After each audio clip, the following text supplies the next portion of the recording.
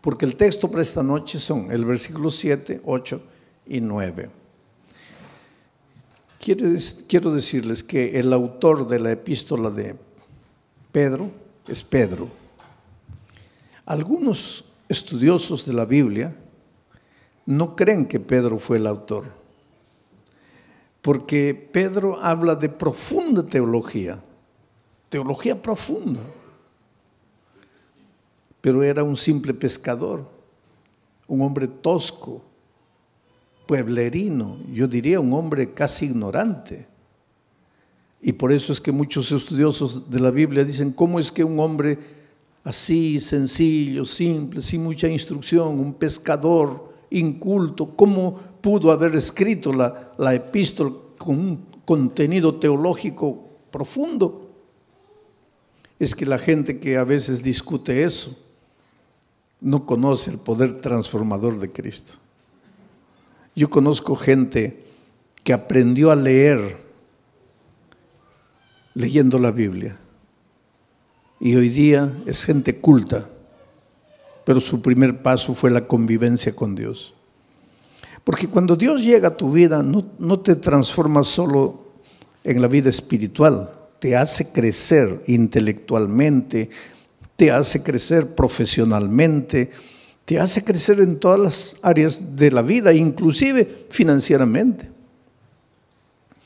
Pero tú no tienes que buscar a Jesús por causa del crecimiento profesional ni financiero, ¿no? Tienes que buscar a Cristo para transformar tu vida.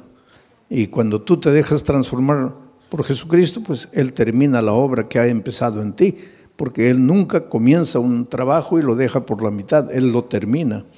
Y ahora encontramos aquí un Pedro teólogo, cuando fue un simple pescador. Nunca estudió una facultad de teología, nunca hizo maestría, nunca hizo doctorado, y hoy día los doctores en teología gastan horas y horas para tratar de entender a Pedro. Y yo estoy analizando la epístola de Pedro. Ayer Pedro estaba hablando de la fe. Pedro decía así: no te preocupes con relación al día de tu salvación. Si te vas a salvar o te vas a perder, no te preocupes. Tú vas a ser protegido por la fe. La fe te va a proteger. Y anoche yo estaba explicando que la fe es la confianza que tú tienes en Dios. Cuando tú dices, yo tengo fe, estás diciendo, yo confío en Dios. La confianza en Dios. Pero para que tú puedas confiar en Dios, tienes que convivir con Dios. Porque tú no puedes confiar en alguien que no conoces. Y no puedes conocer a alguien con quien no convives. Ustedes no me conocen, pero mi hijo sí me conoce. Ustedes no me conocen, pero mi esposa sí me conoce. ¿Por qué? Porque ellos conviven conmigo. Ustedes no. Ustedes me ven una vez, pero eso no es conocer. No es porque me viste escuchar, predicar un sermón y ya conozco al pastor Bullón. Conoces mi cara, pero no conoces cómo reacciono yo delante de las dificultades, delante de los momentos difíciles. Pero los que conviven conmigo sí, porque para conocer a una persona hay que convivir. Entonces, para confiar en Dios tienes que convivir con Dios. Si no convives con Dios, no lo puedes conocer. Y si no lo conoces, no puedes confiar. Y si no confías, no tienes fe. Entonces, ¿qué fe te va a guardar para el día final? Porque Pedro en el texto de anoche decía, es la fe la que te va a guardar para el día de la salvación. Conocer a Jesús. ¿Cómo se convive con Jesús? Estudiando la Biblia todos los días, aunque no tengas ganas de estudiar la Biblia. ¿Por qué digo aunque no tengas ganas? Porque generalmente no te va a dar ganas de estudiar la Biblia. ¿Por qué? Porque tienes naturaleza pecaminosa, y a la naturaleza pecaminosa pues le gusta ir a la iglesia, cantar, emocionarse, escuchar un sermón y listo ya. Eso es lo que le gusta a la naturaleza pecaminosa, pero eso no es convivir con Dios. Si tú quieres convivir con Dios, tienes que estudiar la Biblia todos los días, aunque no tengas ganas de estudiar. Tienes que orar, aunque no tengas ganas de orar. Y tienes que buscar a una persona y traerla para Jesús, como hizo Claudia. Conoció el Evangelio, fue y trajo a Jesús y ahora tiene la alegría de verlo bautizado. Eso es lo que tienes que hacer. Entonces tu fe, esa confianza en Dios te va a guardar para el día final. Pero entonces ahora entramos al texto de hoy. Para que sometida a prueba vuestra fe. ¿Qué cosa es vuestra fe? Vuestro conocimiento de Dios, vuestra confianza en Dios. Quiere decir que tu fe va a ser sometida a prueba. Y va a ser sometida a prueba mucho más preciosa que el oro. Esto es interesante. Los mineros agarran el oro y lo ponen a altas temperaturas de fuego. ¿Para qué? El oro es colocado a tan altas temperaturas de fuego que el oro se vuelve líquido, comienza a hervir el oro. De tanto calor comienza a hervir el oro. Y entonces le echan algunas mezclas químicas para que toda la escoria vaya saliendo. Y sale toda la escoria y se queda el oro puro. Y cuanto más fuego le ponen al oro, más puro se queda el oro. Por eso ustedes han escuchado hablar de oro 18 quilates, 22 quilates. Eso es pureza del oro. Y el oro más puro es el oro que ha sido más quemado. Ahora es interesante, porque si le colocamos fuego a este púlpito, el fuego lo quema. Pero si le colocamos fuego al oro, el fuego lo purifica al oro. Destruye al púlpito, pero purifica al oro. Ahora dice el texto bíblico de Pedro que el fuego es la prueba, son las pruebas de la vida. Dios manda, no voy a decir manda, Dios permite que las pruebas lleguen a tu vida. Estoy diciendo Dios permite, no Dios manda, Dios permite. Porque te voy a decir una cosa, y entiende bien esto. ¿Qué cosa es prueba? Todo lo que te hace sufrir, lo que te hace llorar, lo que te aflige, pérdida del empleo, tu hijo se enferma, tu mamá muere, tu esposo te abandona. Aflicciones, pruebas, todo eso, por favor, nunca digas Dios me está mandando la prueba, porque Dios no manda pruebas. Todo lo que te hace sufrir no viene de Dios, viene del diablo. Porque Dios dice, he aquí los pensamientos que tengo acerca de ti, pensamientos de paz y no de guerra, pensamientos de amor y no de odio. Dios solo quiere lo mejor de lo mejor para ti. Pero vives en un mundo de dolor. Hasta que Cristo venga, estamos peregrinando en el desierto del dolor de esta vida. Y muchas veces quien nos manda el sufrimiento, el dolor, es el diablo. ¿Y por qué te hace sufrir el diablo? Esto es interesante y esta noche vas a entender. ¿Por qué el diablo te hace sufrir? Tú no le has hecho nada al diablo. ¿Por qué te hace sufrir? Porque Él es el origen de la enfermedad, Él es el origen de los accidentes, Él es el origen de las tragedias. Todo lo que te va mal en la vida es porque Él está por detrás de eso. Pero ¿por qué te hace sufrir si tú no le has hecho nada al diablo? Ahora te voy a explicar. Es que el enemigo del diablo no eres tú, es Jesús. Él quiere derrotar a Jesús. ¿Te acuerdas en el cielo? El diablo se levantó queriendo usurpar el lugar de Jesús. Hubo una pelea en el cielo, dice Apocalipsis, hubo una batalla, el diablo perdió y fue expulsado del cielo. Pero cuando el diablo salió del cielo, déjame imaginar esta escena. El diablo estaba saliendo y miró y le dijo a Jesús, está bien, me venciste una vez, pero la pelea no está acabada. Me venciste ahora, pero ya vas a ver cuando nos encontremos por segunda vez. y fue expulsado. Entonces, cuando Jesús nació en esta tierra, cuando vino a salvarnos del pecado, Jesús era un nené indefenso. Y el diablo dijo, ahora sí, no lo pude derrotar en el cielo, pero ahora como un niño yo lo agarro y lo mato. Y miren lo que el diablo hizo. ¿Vino a matarlo personalmente? No, porque el diablo es cobarde. El diablo nunca muestra la cara. ¿Qué hizo el diablo para matar a Jesús? Se metió al corazón del rey Herodes. Firmó un decreto de muerte para mandar matar a todos los niños menores de 2 años. Y cuando Herodes firmó el decreto de muerte, ahí el diablo dijo, ahora sí, lo voy a matar.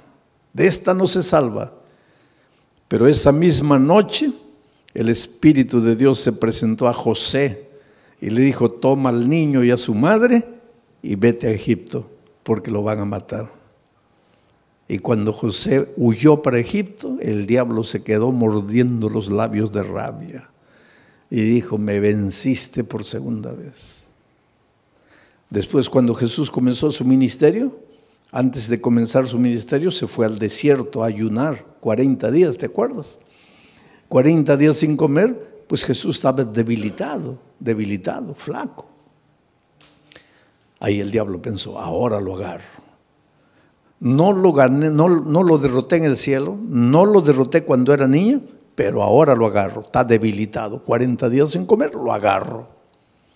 Y vino como diablo, no, porque el diablo nunca muestra la cara, se disfrazó de ángel de luz y trató de engañarlo, pero no pudo, porque Jesús conocía la palabra de Dios. Y entonces derrotó al diablo por tercera vez, 3-0, ya era casi goleada. Pero entonces el diablo esperó, dijo, la cuarta es la vencida. Y hubo una cuarta. Cuando el diablo se metió al corazón de los soldados, porque ya les dije, el diablo nunca muestra la cara, y los soldados prendieron a Jesús y lo llevaron al Calvario y lo clavaron. Y cuando Jesús murió, ahí sí el diablo dio una carcajada. Dijo, ahora sí lo vencí, lo acabé. Lo acabé. Al tercer día Jesús resucitó. Y al resucitar, ahí sí, es como si hubiera agarrado una estaca y lo hubiera clavado en el corazón del diablo. El diablo sabe que está perdido, está derrotado. El diablo no te puede hacer nada, querido. El diablo ya está perdido. El diablo ya con Cristo no puede. Entonces, como no puede con Cristo, se las agarra contigo. Es como si yo tuviera, vamos a decir, yo tuviera un hijito de 2 años. Pero tengo un vecino que quiere pelear conmigo. Viene, una bofetada, se va llorando el pobre. Pero es terco. Viene una segunda vez. Otra bofetada, se va llorando. Pero es terco, viene la tercera vez. Ahí ya ni levanto la mano, ya sale corriendo. Entonces llega a una conclusión mi vecino, no, con este no puedo, este fuerte. Entonces aprovecha que yo me vengo a Corpus Christi a predicar y agarra a mi hijito de 2 años a puntapiés y lo revuelca en la calle. Pues eso es lo que el diablo hace. Con Cristo no puede. Entonces él sabe que lo que más Jesús ama eres tú. Y ya que no puede con Cristo, se las agarra contigo y te hace sufrir y te hace perder el empleo y hace que tu hijito nazca enfermo y esto y aquello. En realidad el diablo no tiene nada contra ti. Él te hace sufrir porque sabe que haciéndote sufrir a ti, está haciendo sufrir al Señor Jesucristo. Pero ahora viene Pedro y dice así, pero es que los sufrimientos que te llegan a la vida no te pueden destruir porque tú no eres madera, tú no eres plástico, tú eres oro.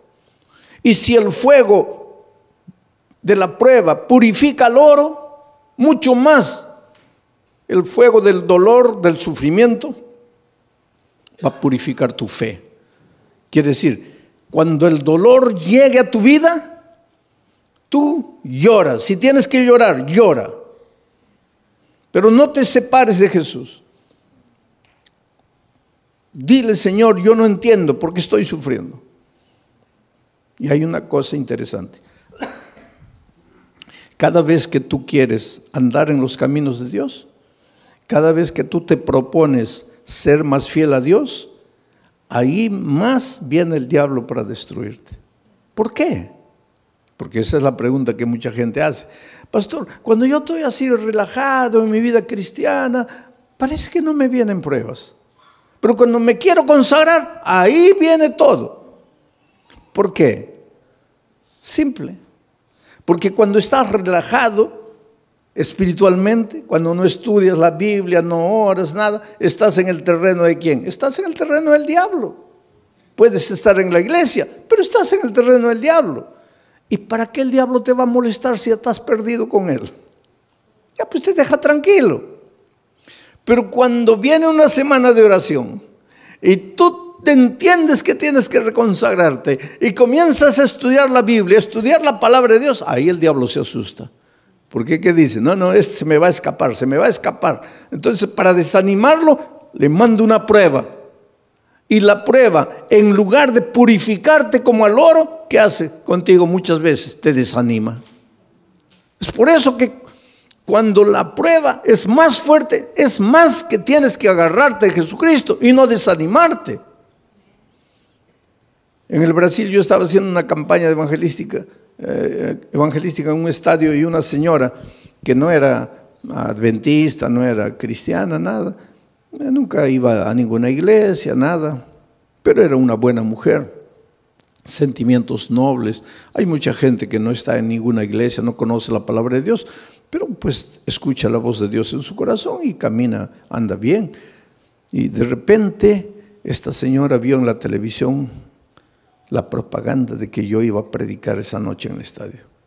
Ahora, ese día era su cumpleaños.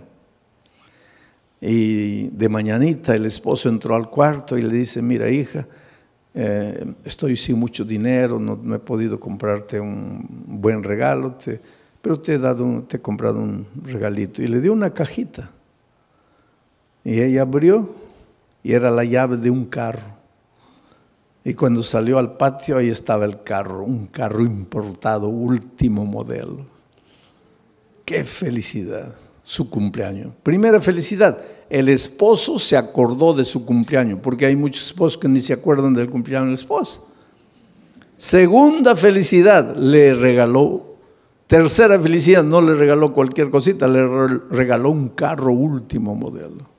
Entonces ella estaba tan feliz que cuando vio la propaganda de la predicación en el estadio, dijo: bueno, estoy tan feliz que me voy al estadio a agradecerle a Dios. Va a predicar ese pastor, voy a agradecer. Y se fue al estadio.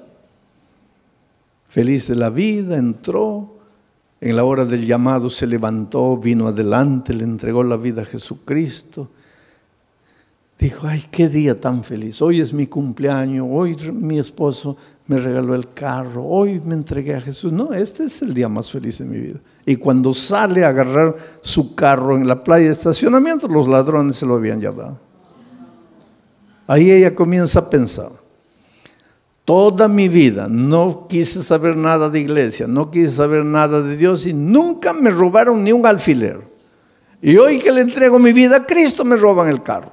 ¿Qué Dios es ese? Ahí está la astucia del diablo. Tú preocúpate cuando no vienen pruebas a tu vida, querido. Porque a veces no vienen pruebas a tu vida porque el diablo está tranquilo contigo. ¿Para qué te va a mandar pruebas? Pero atrévete a entregarte al Señor Jesús, a caminar en sus caminos, que ahí viene el diablo con todo para desanimarte. Ahora vamos al texto bíblico una vez más. Para que sometida a prueba vuestra fe, sí, porque tu fe tiene que ser sometida, porque una cosa es, sí, yo creo, yo creo, eso no es fe. Eso no es fe. Por eso es que el creer siempre viene acompañado del bautismo. El texto de Marcos 16, 16 dice: el que creyere y fuere bautizado, este será salvo.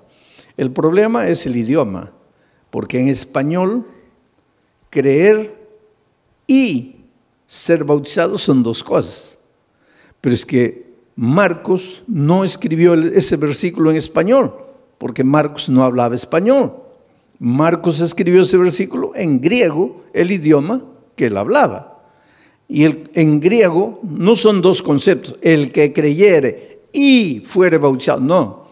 Es un solo concepto, el que creyere siendo bautizado.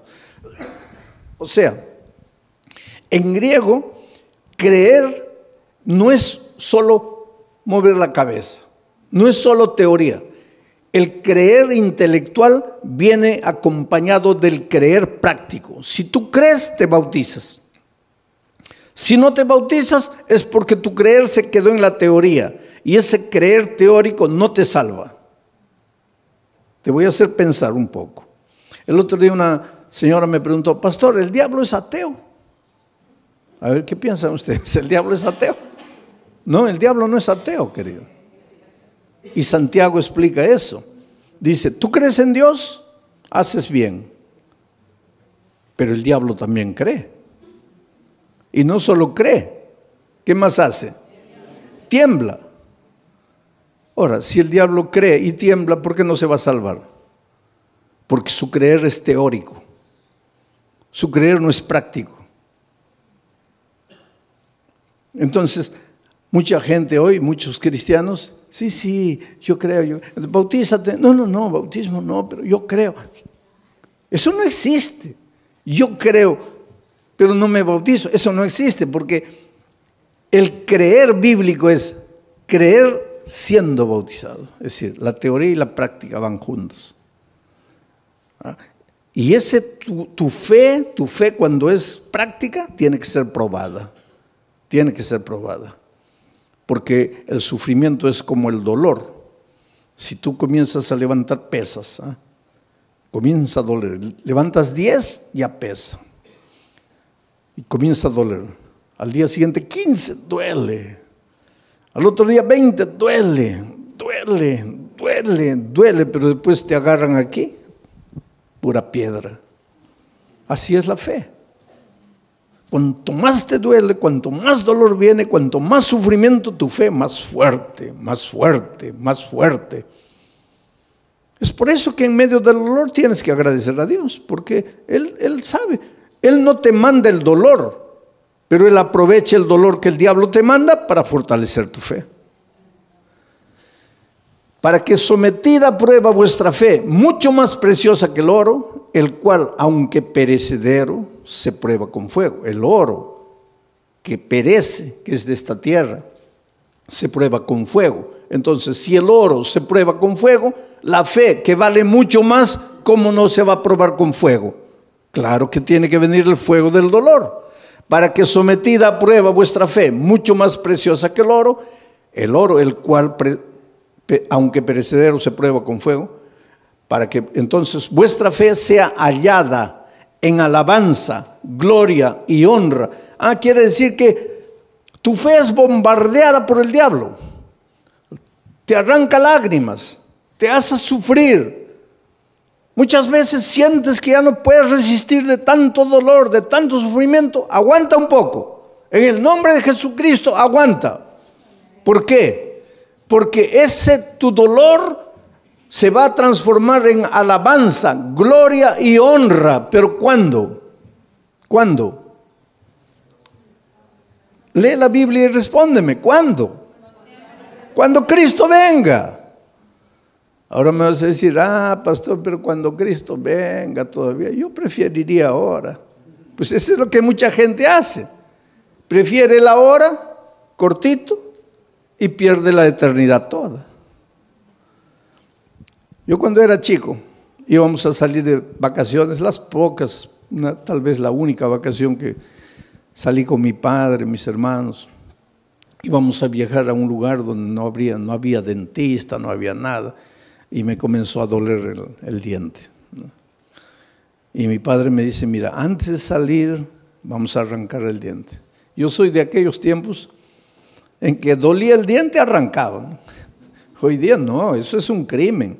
El diente te duele, hay que restaurarlo. Pero yo soy de los tiempos, dolía, arranca, dolía, arranca. Había muchachitos de 20 años que ya no tenían un diente todo arrancado porque comenzaba a doler, arrancaban. ¿Cómo ha progresado la odontología también hoy día? Es un asesinato arrancar un diente. Pero pues mi padre me dice, oye, vamos a arrancar el diente porque... No, pero me va a doler. ¿Cuánto te va a doler? Te va a doler un día. Pero vas a disfrutar de las vacaciones. No. Oye, vamos a ir a un lugar donde no hay dentista. Vamos a arrancar el diente. No, que no. Fuimos de vacaciones y el dolor aumentó y aumentó y aumentó. Se me arruinaron las vacaciones. Todo el mes llorando dolor. Y ahí mi padre me decía, ahí, yo no te dije, mejor sufre un día y disfrutas de 30 días de alegría. Ahora, tú preferiste el día de gozo y 30 días de sufrimiento. Entonces la vida cristiana es igualita, querido. En este mundo vas a encontrar dificultades, especialmente si quieres seguir a Jesucristo, porque el diablo es astuto. Tú tienes un buen empleo, pero ahora descubres que el sábado es el día santo del Señor y quieres guardar el sábado, ya vienen los problemas. Pero hay una cosa, no te desanimes.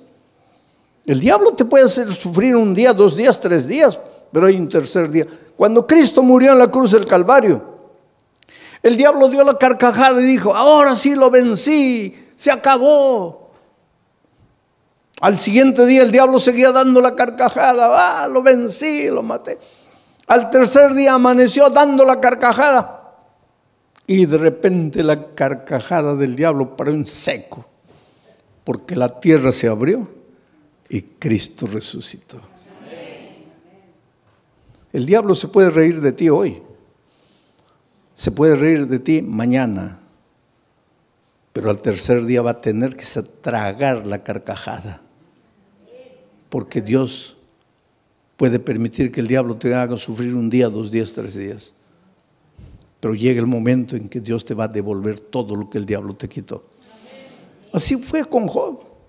Le quitó la hacienda, le quitó los hijos, le quitó el dinero, le quitó todo, la esposa prácticamente, le quitó todo. Pero cuando llegó el momento, Dios le devolvió todo. Y se lo devolvió en doble. El doble de hacienda, el doble de dinero, el doble de camellos, el doble de ganado, el doble de hijos. Lo único que no le devolvió en doble fue la mujer. Pero todo lo demás le devolvió en doble. Dios es grande, querido.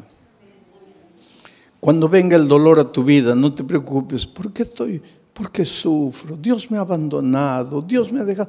No, querido, Dios no te ha dejado. Dios no te ha abandonado. Él tiene un plan para ti. ¿Y sabes por qué muchas veces permite que el dolor llegue a tu vida? Porque es la única manera de purificarte a ti mismo. A veces es en el dolor que aprendes a ser paciente.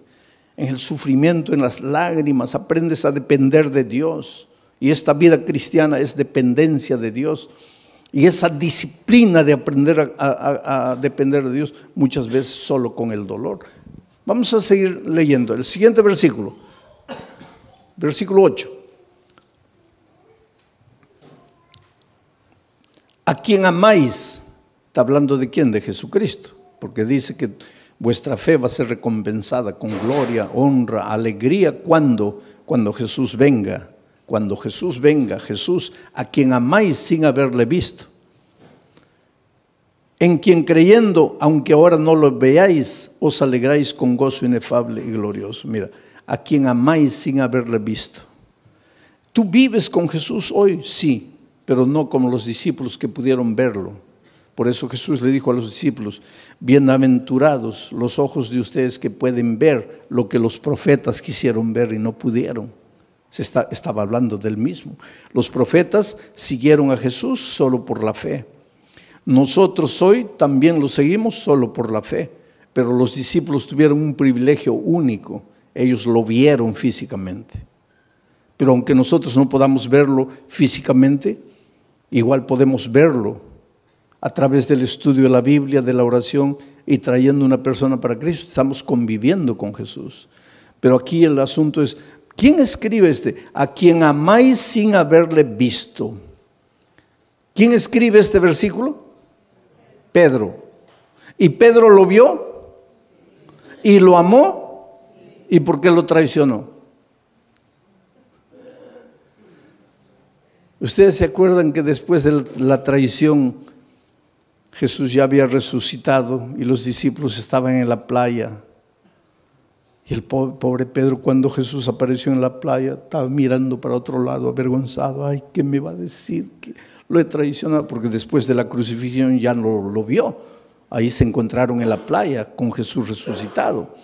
Y Jesús apareció y Pedro: ay, Señor, en algún momento me va a llamar aparte, me va a dar una bronca porque lo traicioné.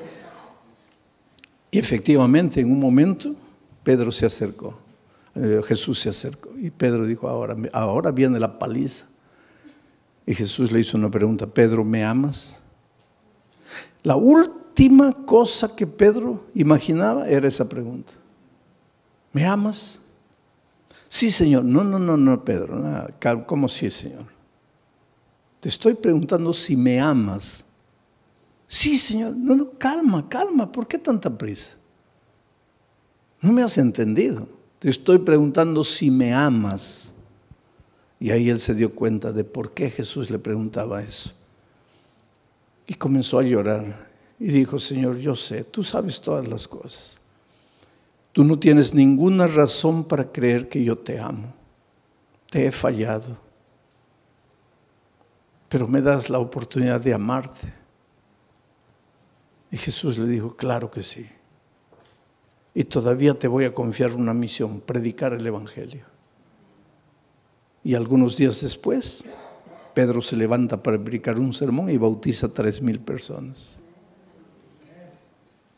La pregunta esta noche es: ¿tú quieres resistir en la prueba?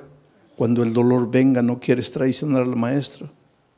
Entonces la pregunta es: ¿tú amas al Señor Jesús? Porque Pedro después de haber pasado todo eso dice: a quien amáis sin haberle visto. ¿Por qué dice a quien amáis sin haberle visto? Porque él sí lo había visto. En quien creyendo, aunque ahora no le veáis, os alegráis con gozo inefable y glorioso. Lo que Pedro está diciendo es: tú, aunque no lo veas físicamente, lo puedes amar.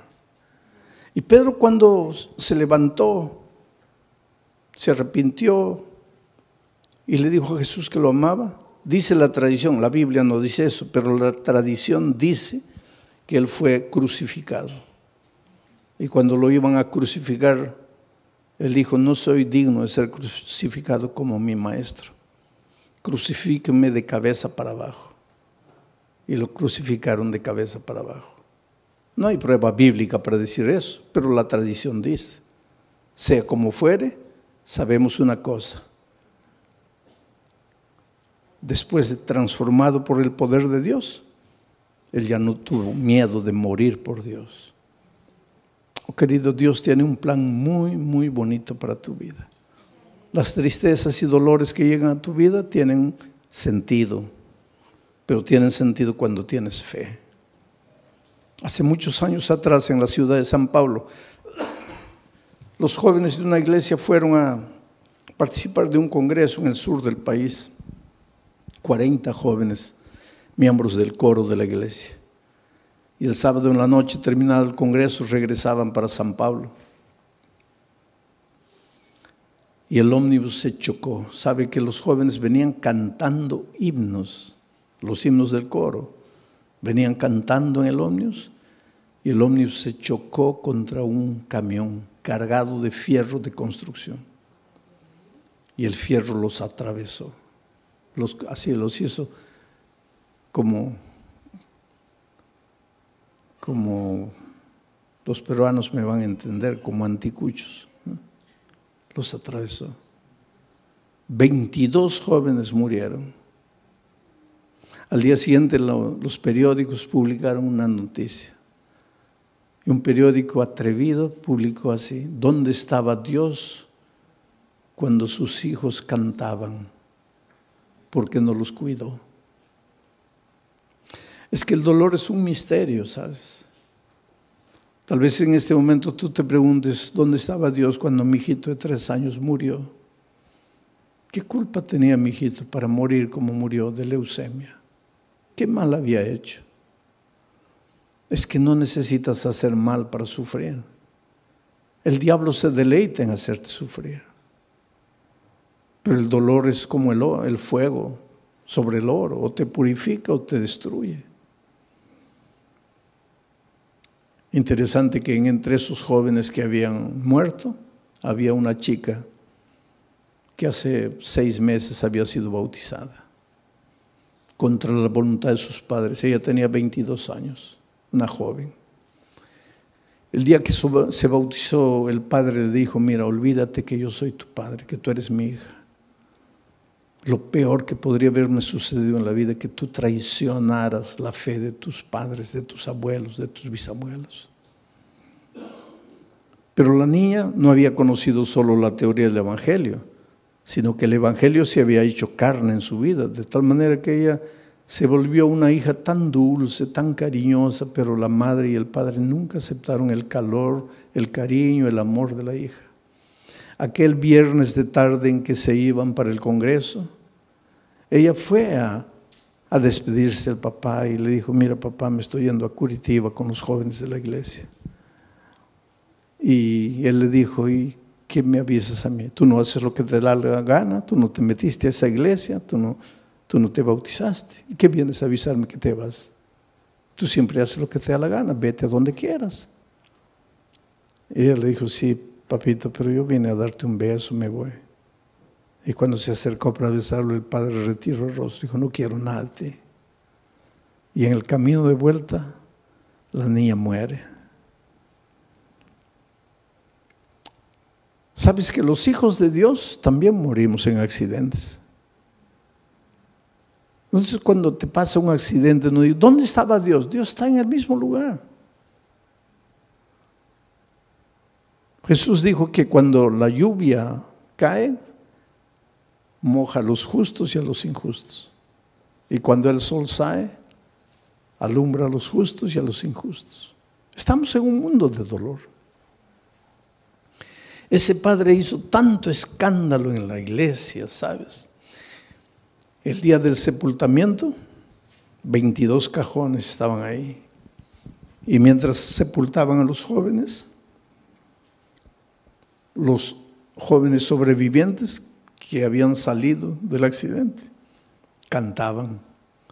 Sus amigos estaban siendo enterrados y ellos cantaban, lloraban. Las lágrimas caían, pero cantaban. Lloraban porque tenían tristeza. Cantaban porque tenían esperanza. Es que los seres humanos que aprendemos a confiar en Cristo, somos capaces de cantar en medio del dolor. Mientras que el padre estaba destruido ahí, ¿sabes? Y cuando llegó el momento del bajar el cajón de la hija, él se arrojó y decía: entiérrenme con ella, quiero morir. Y abrazando al cajón le decía: mira hijita, el viernes me quisiste dar un beso y yo no sabía que era el último beso y te rechacé. Por favor, perdóname. Quiero morir, quiero morir, quiero morir. Fue una escena triste, dramática, cuando sacaron al padre, terminó el entierro, todos se fueron. El hombre se quedó solito junto a la tumba de su hija. Y la mejor amiga de su hija, que salió viva del accidente, que fue justamente la que la llevó al Evangelio, al conocimiento de la palabra de Dios, Ya cuando se estaba yendo, volteó y vio que el papá de su amiga estaba ahí junto a la tumba y dijo, voy a volver. Yo sé que él no quiere hablar con nadie, pero voy a volver. Y volvió. Y se paró junto a él. Y él la miró, ¿qué quieres? Le dijo, mire, su hija va a resucitar. ¿Qué? Su hija va a resucitar. ¿Cómo va a resucitar? Porque la palabra de Dios dice, y te voy a leer aquí, porque él le había dicho, yo no entiendo, yo no los entiendo a ustedes, ustedes son locos. Yo estoy aquí destrozado, mi hija muerta, y ustedes cantando, ustedes son locos, ustedes no tienen sentimiento. Y pues la chica le dice, sí señor, pero usted se dio cuenta que nosotros no solo cantábamos, también llorábamos. Llorábamos porque nos da tristeza que nos estamos despidiendo en esta vida. Pero cantábamos porque tenemos la esperanza, porque su hija va a resucitar y yo la voy a abrazar a mi amiga. Pero ¿cómo va a resucitar? Y entonces la hija agarró el texto bíblico y le dice, aquí está, cuando suene la trompeta, los muertos en Cristo resucitarán primero. Su hija va a resucitar porque murió en Cristo. Y ese hombre que estaba derrotado abrió los ojos así, dice, ¿quiere decir que mi hija va a resucitar? Sí, Señor. ¿Quiere decir que yo la voy a poder ver? No sé, Señor. ¿Cómo no sabe? No dice que va a resucitar. Va a resucitar. Pero entonces la voy a ver. Ahí no sé. ¿Pero cómo no sabes? Porque dice, los muertos en Cristo. Mi pregunta es, ¿usted está en Cristo? Si usted está en Cristo, la va a ver, la va a abrazar, va a vivir eternamente con ella. Pero si usted no está en Cristo, ¿y qué hago para estar en Cristo? Porque yo quiero abrazar a mi hija. Y ella le dijo, abra su corazón aquí, dígale que ama a Jesús, que quiere caminar con Él, que quiere estudiar su palabra.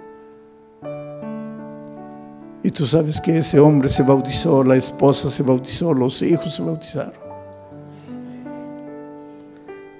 Yo solo imagino el día de la resurrección, cuando la niña resucite, transformada para vida eterna, y vea venir a abrazarla a su padre, a su madre, a sus hermanos, todos vestidos de vestiduras blancas y corona de justicia en la cabeza. Y la hija diga, ustedes que me persiguieron, que me maltrataron por causa de la fe, ustedes están. Y el padre les diga, hija, tal vez si tú no hubieras muerto, nosotros nunca nos hubiéramos rendido a Jesús. El dolor no llega sin motivo. El dolor tiene un motivo. El dolor llega para purificarte, a veces llega para sacudirte, para hacerte pensar. Por eso la Biblia dice, hoy es el día de buena nueva, hoy es el día de salvación. Y por eso te voy a hacer una invitación. Esta invitación no es para los miembros de iglesia bautizados, porque ustedes un día pues ya se levantaron, ya fueron adelante entregándole la vida a Cristo. Esta invitación es para ti, querido, que estás estudiando la palabra de Dios, estás conociendo el Evangelio. Esta noche has recibido la invitación de un amigo, de un vecino, de un compañero de trabajo, de un pariente, y has venido esta noche. Pero esta noche quieres decirle, Señor,